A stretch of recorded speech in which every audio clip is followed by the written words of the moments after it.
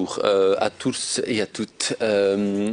Voilà, je vois que Madame Cassard est avec nous et donc je vais lui passer la parole pour une question avec 14 questions jointes si mes informations sont exactes. La première est de Madame Cassard sur le testing et le tracing pour lutter contre la Covid-19. Madame Cassard, c'est à vous. Merci, Monsieur le Président. Vous m'entendez bien? Tout est en ordre d'un point de vue technique? On vous entend très très bien. Ah, super, merci à vous. Madame la Ministre, bonjour. Donc j'ai deux questions orales jointes et je propose donc d'en faire qu'une seule pour ne pas que lorsque le 10e parlementaire aura parlé, je reprenne la parole pour reposer une question. Je vais évidemment les rassembler toutes les deux puisque c'est dans le même débat. Donc suite à la première vague du Covid-19, il est apparu indispensable de mettre en place un système de tracing et de testing afin d'endiguer au mieux la pandémie. Force est de constater que ces systèmes ne sont pas encore totalement au point. Ma question initiale, une question écrite hors délai, portait sur le testing et le tracing pour le mois de septembre. J'ai bien conscience que ces chiffres sont désormais dépassés, mais ne serait-il pas intéressant de transmettre au Parlement un tableau reprenant pour chaque mois le nombre de personnes testées positives au Covid-19 ainsi que le nombre de personnes contactées par le service du tracing et le nombre de personnes ayant été se faire tester suite à ce contact du tracing.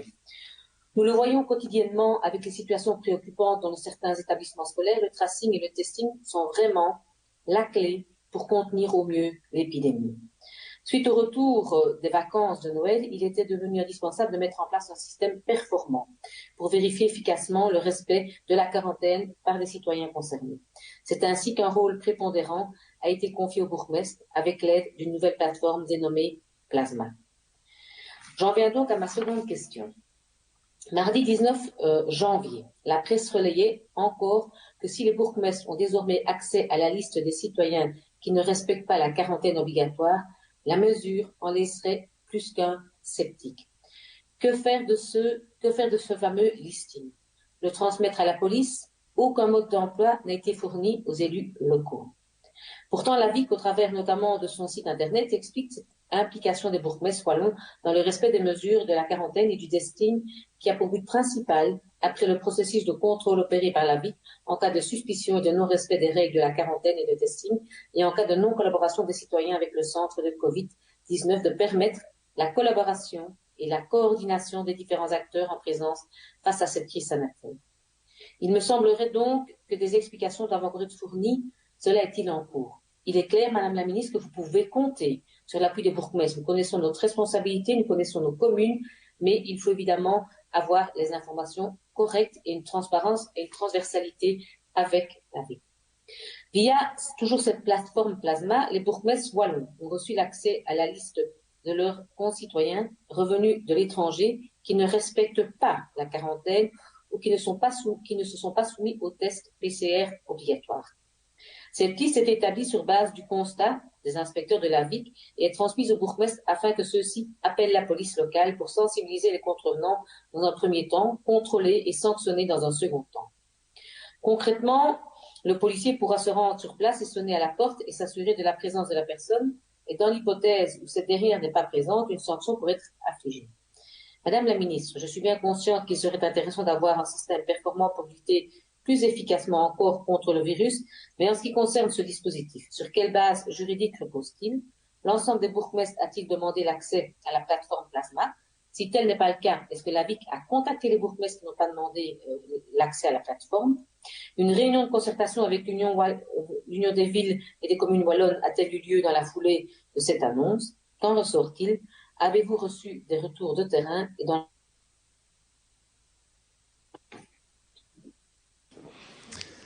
Vous avez été figé sur le dernier mot. Voilà, je disais simplement, avez-vous reçu des retours de terrain et qu'en est-il dans l'affirmative? Voilà, moi je pense que la collaboration des bourgmestres dans une crise telle que celle-là, Madame la Ministre, est indispensable. Je pense que vous pouvez compter sur les bourgmestres parce que c'est eux qui connaissent le mieux leur commune. Mais ici, on ressent à un moment donné notre rôle qui est important, mais les informations, la base juridique, le rôle de la police locale, et je voulais donc avoir les différentes réponses aux différentes questions que je vous ai posées. Je vous remercie.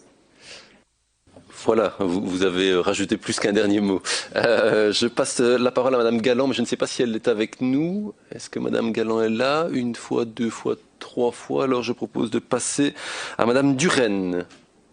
Madame Duren, vous êtes un peu en contre-jour, mais je vois que vous êtes là.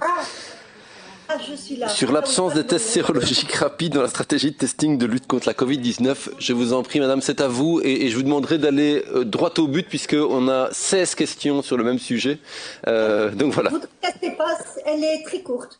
Donc, merci Monsieur le Président. Madame la Ministre, une sérologie donc, pour détecter les anticorps dans une prise de sang demande un délai d'au moins 24 heures, comme on le sait. Il y a quelques jours, donc, le journal L'Avenir mettait en lumière le fait qu'il existe sur le marché plusieurs tests sérologiques rapides approuvés par l'Agence européenne des médicaments, dont certains permettent de déterminer la concentration d'anticorps et le degré d'immunisation avant toute vaccination en simplement 10 minutes. Alors, cependant, comme l'indique le quotidien, ces tests rapides et peu coûteux ne font pas partie de la stratégie de lutte contre la Covid-19 mise en place en Belgique. Donc, très facile. Première question, pourquoi? Et deuxièmement, Madame la Ministre, pouvez-vous me donner les raisons de l'absence de ces tests dont certains ont été développés par des biotech wallonnes au sein de la stratégie de lutte contre la maladie? Je vous remercie beaucoup. Merci en tout cas Madame Duren pour votre concision et votre droit au but. Alors je passe la parole maintenant à Monsieur Decken pour ces 3 questions. La première sur le monitoring de la Covid-19 et de son variant anglais. La seconde sur le dépistage du coronavirus selon les régions. Et la troisième sur les voyages en zone rouge. Monsieur le parlementaire, c'est à vous. Mais je vais commencer par les voyages en zone rouge. Juste pour constater qu'effectivement les échanges que nous avions eus il y a 15 jours, Madame la Ministre, ont porté leurs fruits et que votre conviction à titre personnel a permis sans doute dans l'opération de clarifier les choses puisque l'arrêté de la ministre de l'Intérieur a été publié aujourd'hui en ce qui concerne les interdictions qui seront d'application pour demain, à partir de demain jusqu'au 1er mars. J'avais juste eu un élément une sous-question qui restait, c'est l'efficacité des PLF et le suivi. Donc j'espère que vous pourrez me donner quelques chiffres en la matière. J'en viens maintenant à l'aspect du monitoring du Covid et de son variant anglais. On sait que, et on a encore parlé tantôt, il y a même d'autres variants que celui-là aujourd'hui qui se développent. Les cas sont de plus en plus nombreux, semble-t-il. Certains experts estiment qu'aujourd'hui, une contamination sur 4 est due aux variants, ce qui est évidemment interpellant et inquiétant. Et on voit aussi que bien dans les chiffres, malheureusement, on a une tendance nette à la progression. Et nous ne voudrions évidemment pas que ça devienne le début d'une troisième vague. Alors il y a plusieurs hypothèses à ces augmentations. Bien sûr, l'effet des fêtes, l'effet des retours de vacances, la reprise du travail, les écoles. Mais cette augmentation, elle pourrait reposer uniquement sur finalement une série de la présence plus importante de ces variants chez nous. Et on a entendu tantôt le professeur Angler expliquer que l'une des caractéristiques de ces variants était qu'ils avaient un R naturel supérieur à celui du virus initial. Alors, or, c'est maintenir le chiffre au contraire en dessous de ce seuil qui est important. Donc voici les questions que je vous adresse. Madame la Ministre, disposez-vous de moyens suffisants pour analyser les causes probables de ce taux de reproduction, donc le fait qu'il soit élevé, et quels sont ces moyens, quelles sont les analyses réalisées en Wallonie concernant les caractéristiques des personnes positives au Covid. Est-ce qu'on on peut affiner aujourd'hui des profils types ou des localisations ou des métiers ou des activités types? Est-ce qu'il y a une analyse fine qui est réalisée et si oui, quels en sont les enseignements? Est-ce qu'il y a un traçage spécifique qui a été annoncé du variant anglais et des autres variants présents? Combien y en a-t-il? Quel est le taux de positivité à ces variances qui sont déterminées? Est-ce qu'on affecte des moyens spécifiques au suivi de ces cas particuliers qui, lorsqu'on l'a vu en Flandre, mais aussi dans quelques endroits de Wallonie, ils ont évidemment une propension à faire un véritable effet exponentiel sur le territoire concerné. Je voudrais également que vous puissiez nous préciser quels sont, si vous disposez pour suivre l'épidémie, de modèles mathématiques précis, si oui, lesquels, et comment est-ce que ces données sont publiques. Voilà pour ce qui concerne le variant anglais. Alors, je voulais également vous interpeller sur l'enjeu du dépistage, parce que chaque jour, en tout cas au moment où j'ai rédigé la question, environ 45 000 tests étaient réalisés en Belgique, et 60% de ces tests étaient réalisés en Flandre, 27% en Wallonie et 10% à Bruxelles. Et si évidemment on ramène le nombre de ces tests à la taille de la population, on peut constater que qu'en Flandre en tout cas, il y a davantage de tests qu'en Wallonie, où on arrive à un chiffre de 0,4 et de 0,25 pour 100 habitants, ce qui est quand même une différence importante. Il faudrait connaître les raisons, ce qui explique ce différentiel, alors que finalement les règles sont identiques partout en Wallonie. Est-ce qu'il y a une sous-utilisation du dépistage en Wallonie? Est-ce qu'il y a des freins à ce que les personnes aillent se faire dépister? Est-ce qu'elles ont des freins à donner des cas contacts des personnes qui pourraient être soumises? Alors c'est vrai qu'on a aussi un mécanisme de généralisation des tests. On le voit notamment dans une série de secteurs, bien sûr les maisons de repos, mais j'imagine qu'avec la vaccination, cela va se réduire, mais également dans les écoles, où on a une augmentation importante. Alors à l'heure où, et j'y ai déjà parlé, les mutations du virus se multiplient, la contagiosité augmente, il est évidemment utile de ne pas baisser la garde sur le testing. Les recommandations de l'OMS, de tous les acteurs de la santé disent qu'il faut continuer à tester de façon importante. On est dans une course contre la montre, contre ce virus et le développement de ces variants. Et donc, il me semble important d'élargir. Et je voudrais connaître quelles sont les mesures que vous avez prises pour faire en sorte que, au plus tôt, au plus près de l'éclosion découverte d'un nouveau cas, on puisse tester les entourages, quels sont les éléments, notamment dans le monde scolaire, qui sont prévus.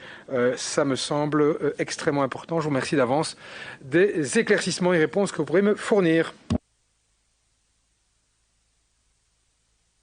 Merci Monsieur Deken. Je passe maintenant la parole à Monsieur Belot sur la stratégie de testing développée au sein de Brussels South Charleroi Airport. Je vous en prie. Merci Monsieur le Président, Madame la Ministre. Le 14 janvier, le gouvernement wallon a débloqué 714 000 € pour mettre en place en urgence un centre de testing en collaboration avec l'AVIC. La ministre peut-elle confirmer qu'il s'agit bien du centre de testing déjà mis en place à BSC1? Néanmoins, des tests au départ de l'aéroport Carolo n'étaient pas encore possibles. Or, le testing pour voyager est souvent obligatoire en raison des consignes des pays étrangers.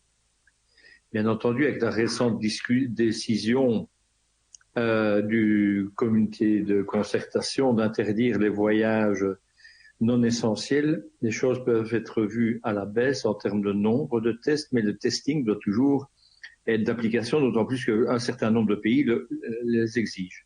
Le système Test and Fly, où les passagers seraient systématiquement testés, et notamment mis en place en France depuis le 22 octobre, les passagers de l'aéroport de Marseille-Provence, notamment, peuvent, à l'arrivée et au départ, faire un test antigénique gratuitement sur simple présentation de leur carte d'embarquement.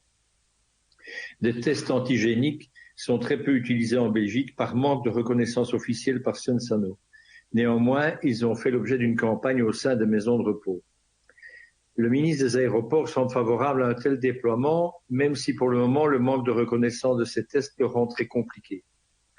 Madame la ministre, vous avez une marge de manœuvre plutôt restreinte, la stratégie testing étant une compétence discutée et définie au CIM Santé. Néanmoins, quel regard portez-vous sur la stratégie déployée en France avec des tests antigéniques au départ et à l'arrivée des aéroports? Est-ce envisageable à la BSC1?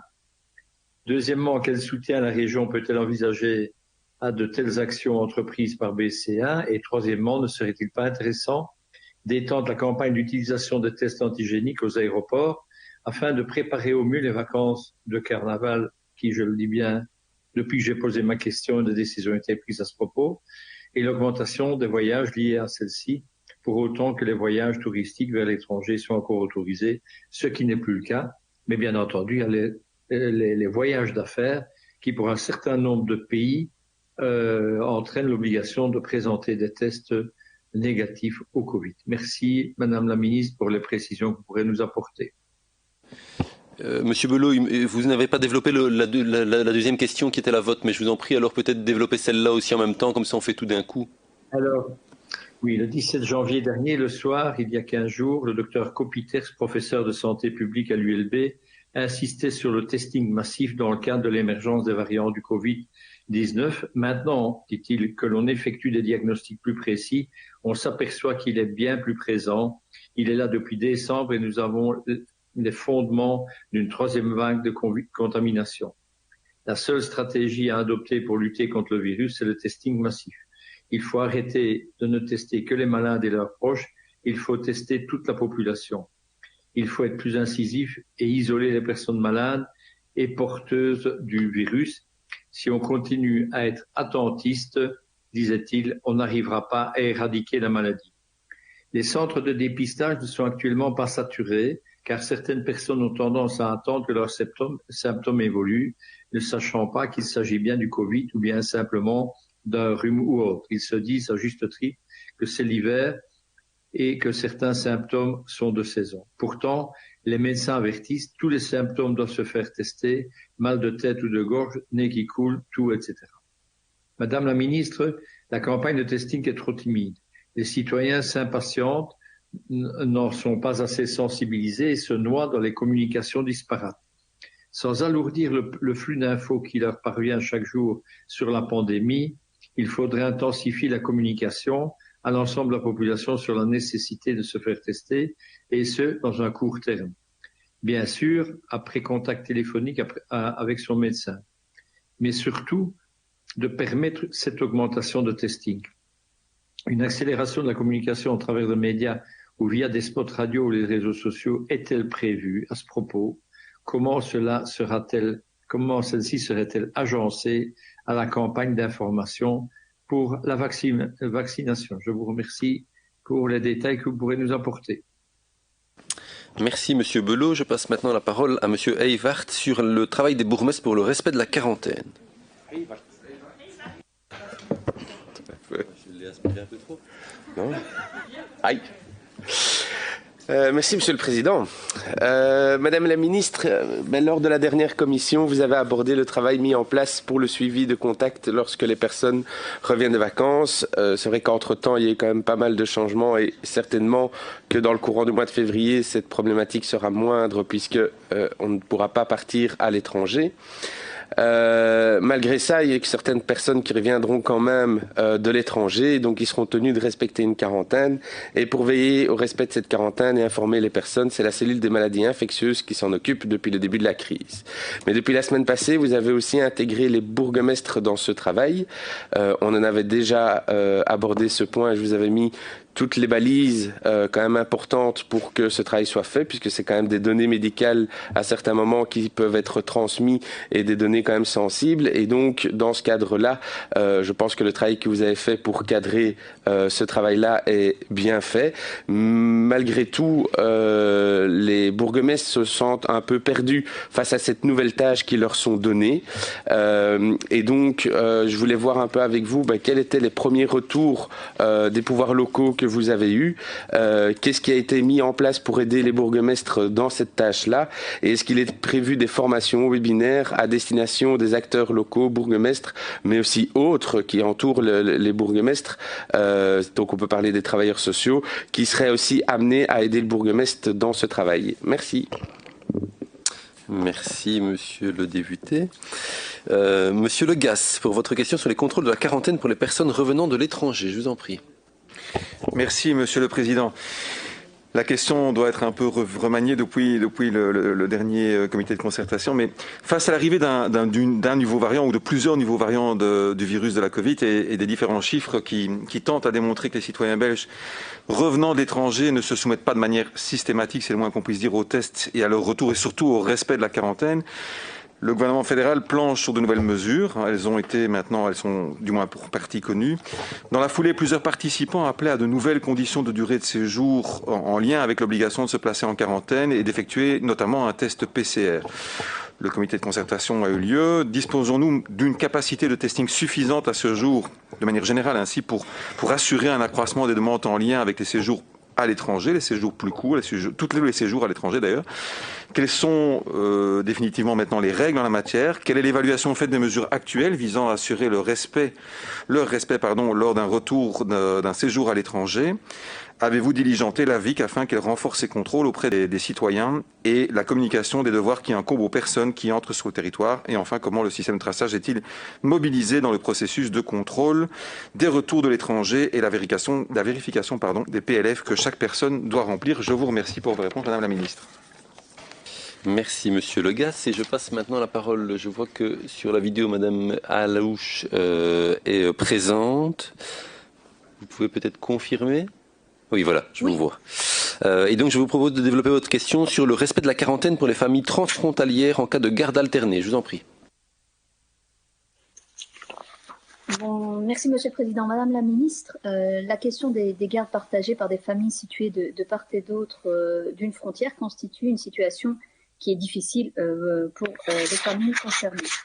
Alors, une quarantaine et des tests sont requis lorsque le séjour à l'étranger a dépassé les 48 heures. Ce qui, par définition, est le cas pour un enfant qui se partage entre ses deux parents. Alors, les familles vivent un véritable calvaire et certaines renoncent même à ce droit d'hébergement pour éviter des embarras à leurs enfants, comme par exemple l'impossibilité de passer des examens car l'enfant doit être en quarantaine suite à son séjour à l'étranger. Alors, il semblerait que du côté wallon, la VIC travaille à des dérogations. Cette situation qui concerne de nombreuses familles mérite qu'une solution équilibrée puisse être trouvée. Et donc, je voulais vous demander, Madame la Ministre, avez-vous été informée de cette situation particulière? Les dérogations à l'obligation de quarantaine pour les personnes ayant passé plus de 48 heures en zone rouge sont-elles bien à l'étude par la VIC, comme ce fut annoncé d'ailleurs dans la presse récemment? Dans quel délai cette décision pourrait-elle être connue? Dans la négative, si aucune dérogation n'est à l'étude, envisagez-vous de charger votre administration de nouvelles mesures afin que la situation des familles transfrontalières avec une garde alternée soit mieux prise en considération? Je vous remercie. Merci Madame Alouche. Je passe maintenant la parole à Madame Sobry sur la mise en quarantaine de près de 5000 personnes en Flandre et son impact sur les dispositifs wallons. Je vous en prie. Merci Monsieur le Président. Madame la Ministre, en Flandre, dans la commune d'Edegem, une mère de famille qui n'avait pas respecté sa quarantaine, après être revenue d'une zone rouge, a généré une mise en quarantaine de près de 5000 personnes et a complètement installé la crainte d'une flambée de contamination dans la région. Le bourgmestre d'Edegem, lui-même placé en quarantaine et quelque peu agacé, a dressé le malheureux constat dans le quotidien Atlas News que des milliers de personnes doivent rester en quarantaine en raison de la négligence de certains. Mes questions, j'en ai quelques-unes. L'évaluation de l'impact éventuel des retours de voyage, des fêtes de fin d'année et de la réouverture des écoles devrait a priori être finalisée. Quels en sont les résultats ? Des adaptations de procédures pour les prochaines vacances, je pense en particulier aux vacances de carnaval, sont-elles déjà envisagées ou en cours de rédaction peut-être pour consolider les contrôles de quarantaine? Alors comme mon collègue Evart, je voudrais vous demander si en Wallonie les bourgmestres sont bien en face avec la plateforme de contrôle de quarantaine et les actions qui en découlent. Est-ce que vous avez déjà des retours à ce stade? Si oui, quels sont-ils? Est-ce que des rapports étroits avec la Fédération Wallonie-Bruxelles au niveau du volet enseignement sont en place afin d'être coordonnés et préparés au mieux si une situation similaire devait se produire en Wallonie? Et alors pour terminer, on connaît actuellement une augmentation croissante du nombre de tests et la campagne de vaccination est maintenant bien enclenchée. Ce n'était pas le cas lors des vacances d'hiver, donc à l'aube des prochaines vacances, les campagnes d'information et de contrôle de quarantaine en seront-elles adaptées? Je vous remercie. Merci Madame Sobry. Et je passe la parole à Madame Lecan pour les deux dernières questions de cette volée de questions sur les contaminations de la variante britannique dans les maisons de repos et les maisons de repos et de soins, ainsi que sur le dépistage massif comme réponse aux variants du virus de la Covid-19. Je vous en prie Madame Lecan. Je vous remercie. Donc le 17 janvier, nous avons appris que 4 résidents d'une maison de repos en Flandre étaient décédés après avoir été contaminés par le variant britannique et que 2 tiers des résidents et du personnel ont été touchés par cette variante. Cette souche, ce variant du coronavirus, serait 50 à 70% plus contagieuse que le virus que nous connaissons jusqu'ici. Yves Van Latem a encore rappelé qu'en cas de propagation de ce nouveau variant du Covid sur notre territoire, il faudrait avoir une attitude ferme pour le dépistage et le tracing des contacts avec un isolement du patient et une quarantaine des contacts à haut risque. La question de savoir qu'en est-il de la Wallonie se pose donc logiquement, surtout lorsque nous nous rappelons du drame vécu dans les maisons de repos avec la souche initiale. Donc voici mes questions par rapport à ce sujet. Avez-vous eu des remontées de terrain concernant des cas dans les maisons de repos en Wallonie et quels sont-ils? Et un plan a-t-il été mis en place pour éviter la propagation de cette nouvelle souche dans les maisons de repos et les maisons de repos et de soins? Donc ma deuxième question porte sur le dépistage massif comme réponse aux variants du virus de la Covid-19. Nous savons que la découverte des cas liés aux nouveaux variants du Covid est jugée plus contagieux, comme ceux en provenance du Royaume-Uni ou d'Afrique du Sud, progresse en Belgique. Selon le professeur Van Ranst, il y aurait actuellement au moins 100 personnes porteuses d'un de ces variants en Belgique. Le gros souci que nous avons cependant, c'est que nous sommes actuellement incapables d'établir une vue précise sur l'ensemble des personnes contaminées par ces variants, alors qu'il est urgent de pouvoir les identifier au plus vite pour casser leur propagation. Nous savons aussi que la Belgique utilise actuellement moins de la moitié de sa capacité de testing et que la plupart des tests PCR ne sont pas encore utilisés de façon à détecter la présence des nouveaux variants. Face à cela, plusieurs experts appellent à tester massivement. C'est le cas d'Yves Van Latem qui a déclaré lors de la conférence de presse du comité de crise de vendredi 15 janvier qu'on pourrait et on devrait tester plus, car il est clair qu'encore beaucoup de gens contagieux se baladent.